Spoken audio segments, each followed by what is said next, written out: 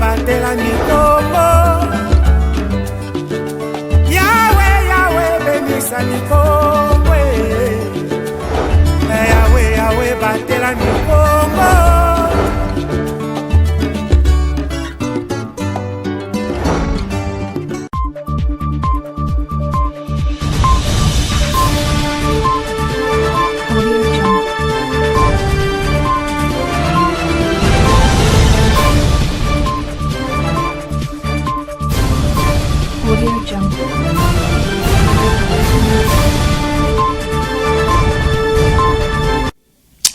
Messieurs et dames, bienvenue dans cette nouvelle session d'information sur ma bannière télévision. Un très grand plaisir est pour moi de vous la présenter. En plein 21e siècle, le secteur de Ngombe Sud, dans le territoire de Mbanza-Ngungu, a encore de passerelles traditionnelles. La route qui mène vers le village Leindele, dans le groupement Kilungu, est dans un état de délabrement. Les détails, c'est dans ses commentaires. Plusieurs villages du secteur de Gombe-Sud, groupement Kilungu dans les territoires de Mbanza-Ngungu sont enclavés par manque de routes. Selon le député national Eli Dikouan, Pierre Ntsumbu Mutukalavo, qui a fait l'itinérance dans cette partie de la province, cette route servait de raccourci entre la frontière de Kimpangu et la cité de Mbanza-Ngungu aux années 60. À ce jour, elle est abandonnée à son triste sort. Nous sommes entre Kimpangu et Ngidinga. Kindompolo. C'est une route très importante. Elle relie les territoires de Mbanza-Ngungu au sud par Gombe Sud à celui de Madimba. Et ce sont des Belges dans le cadre de l'intégration provinciale. Si c'était un raccourci, on pourrait partir d'ici, au lieu de rentrer sur Kulungongo, on pourrait partir d'ici jusqu'à Ngidinga Kisanto et arriver à Mbanza-Ngungu sans problème. Le gouvernement doit d'abord prendre conscience parce que sans route, il n'y a pas de développement. Sans route, il n'y a pas de développement. Les habitants du village Kindele, longtemps plongés dans la misère, décrivent non seulement l'état délabré des routes, mais aussi celui des ponts jetés sur quelques rivières, dont Kassi, Kindi et Luidi.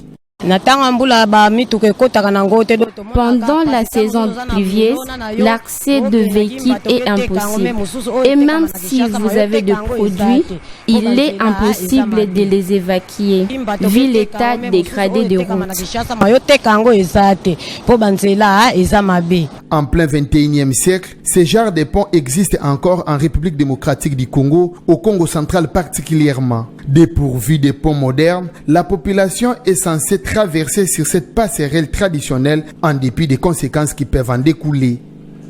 Autre chose, le président de la République, Félix Antoine Tshisekedi Tshilombo, a échangé le lundi 9 décembre 2024 avec le président de l'Assemblée nationale, Vital Kamerhe, à la Cité de l'Union africaine. Plusieurs points étaient à l'ordre du jour. Le détail dans ses commentaires de Glodino Lucano.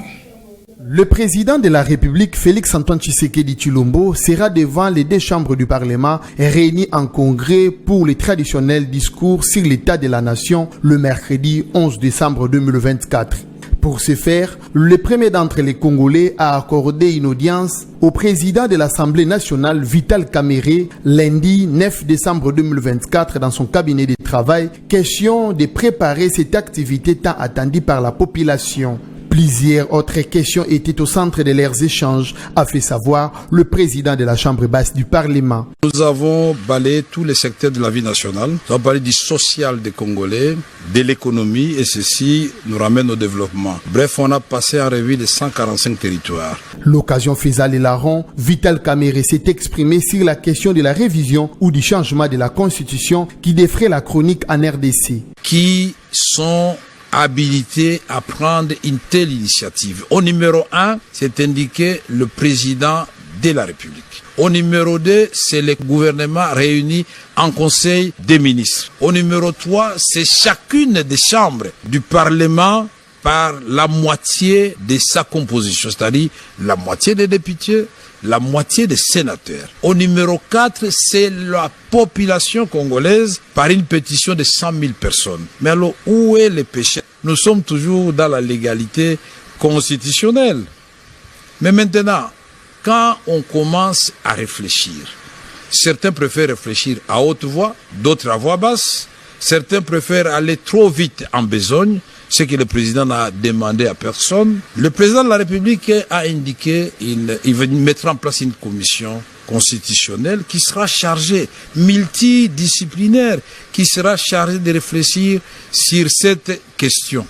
Mais cette commission n'est même pas encore mise en place et n'a pas encore réfléchi, mais il y a des gens qui ont le don de lire ce qui viendra. Le président du parti politique Union pour la Nation congolaise INC a apaisé les esprits. Il a fait savoir que la commission constitutionnelle qui sera mise en place par le chef de l'État sera composée des membres de l'opposition, de la majorité au pouvoir et de la société civile. Mais cette commission, on ne dira pas que c'est une commission seulement de la majorité. C'est une commission qui va réunir toutes les forces politiques et les forces vives de la nation.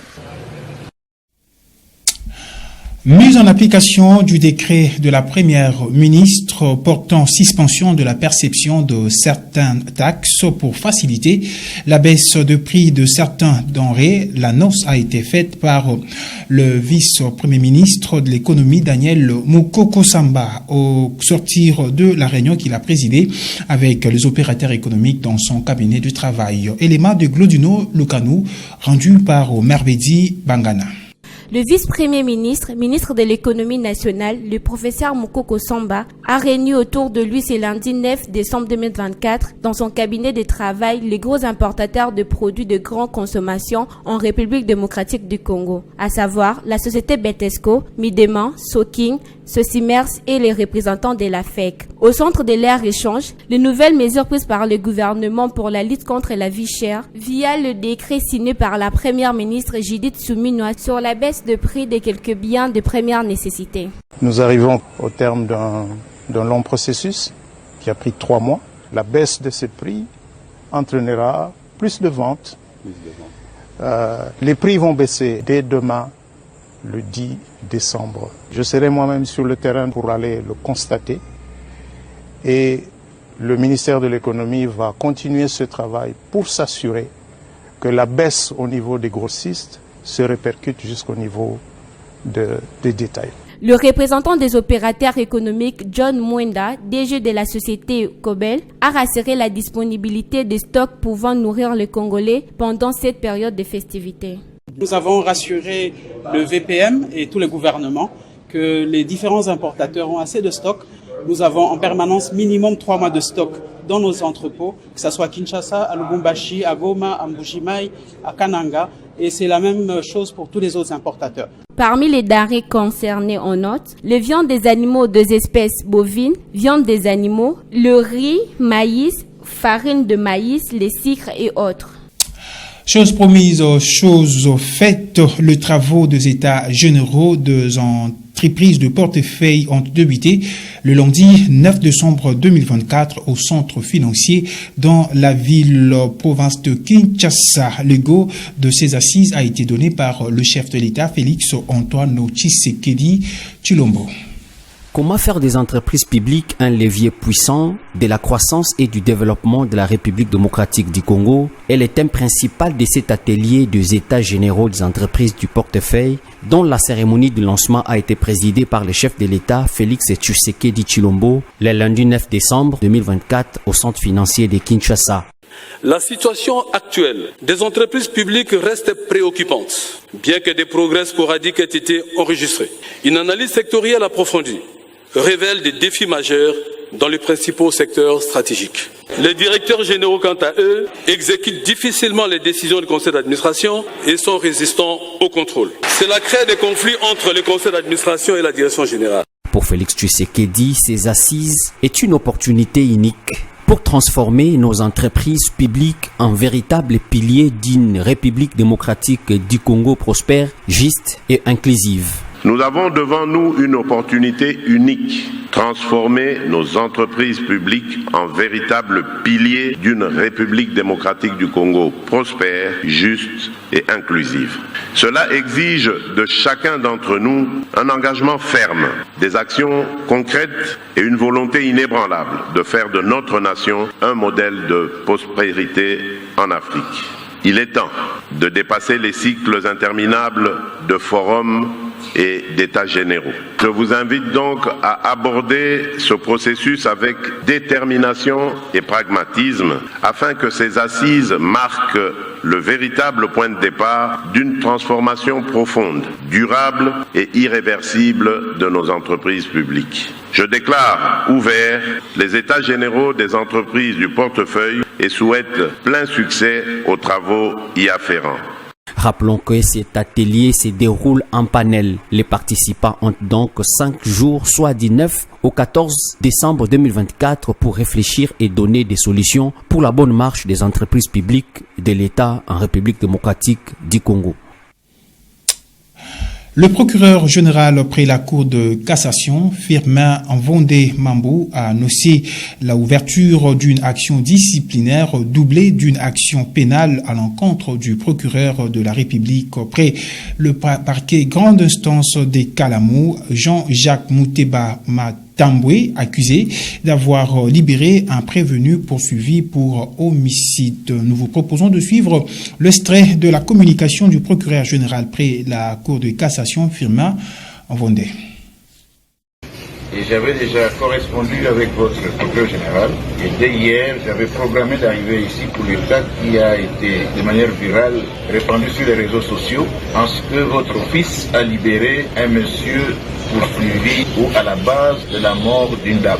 Les faits m'ont paru tellement graves que j'ai dû faire le déplacement avec le procureur général dans ma suite.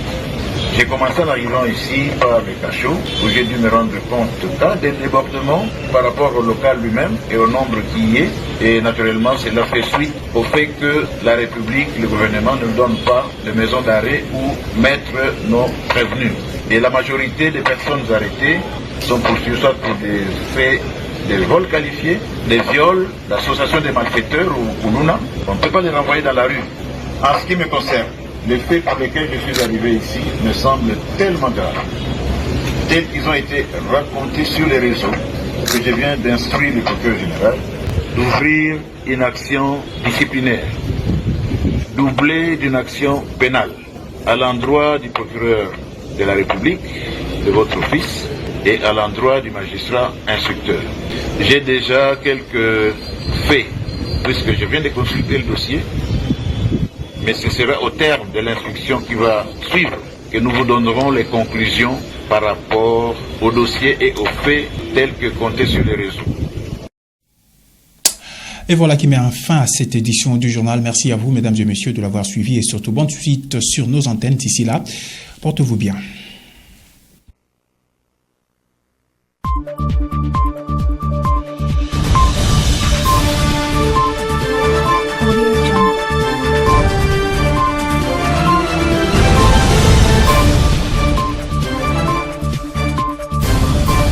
Audio Jungle.